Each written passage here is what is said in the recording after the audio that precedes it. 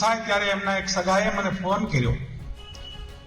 એમની વેદના એ જ હતી એ દિવસે કે હીરાભાઈ, હું કહું હા. મને કે ડોક્ટર સાહેબનું આજે અવસાન થયું.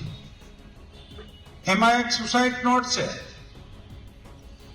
એમાં અહીંના સાંસદ સભ્ય રાજેશભાઈ ચુડાસમા, અમને એમના પિતાશ્રીનું નામ છે. અમને ડર છે કે અમને કોઈ સપોર્ટ નહીં કરે, યા તો આ વાત કોઈ ઉજાગર નહીં કરે. એમનો અમને અંદરથી ભારે ડર છે. મેં એમને આશ્વાસન આપીને કીધું કે ના, એવું તો નથી કે માનવતા મરી પરવારી.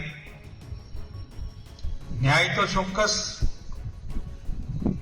મળશે અને ન્યાય છે એ હંમેશને માટે લેવો પડે. ન મળતો હોય તો ન્યાય લેવો પડે. અને એ અન્યાય સામે લડવા માટે અમે જોડે છે.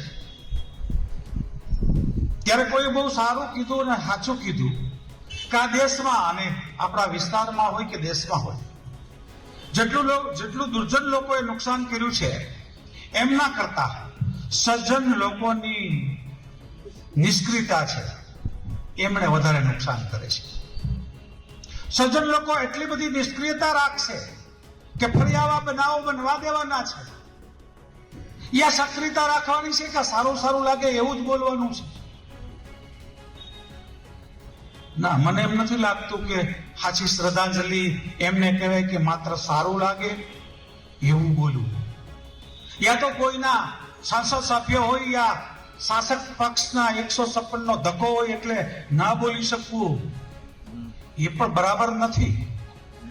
પક્ષ કોઈ પણ હોય, સમાજ કોઈ પણ હોય, પણ સજ્જન માણસનું જ્યારે મૃત્યુ થાય અને એ અકુદરતી રીતે કોઈ એમને મારી નાખાવે અને પછી પણ માત્ર શ્રદ્ધાંજલિની સારી વાત કરીને જવું, એ સજ્જન માણસને શોભતું નથી એવું મારું અંગત માનવું છે.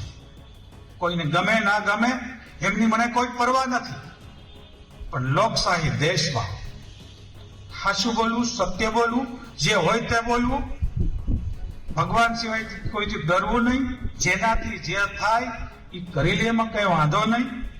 ભાઈ સાહેબના દીકરા ભેગા મારો દીકરો દિગ્વિજય અને મહેન્દ્રભાઈ અભ્યાસ કરતા હતા.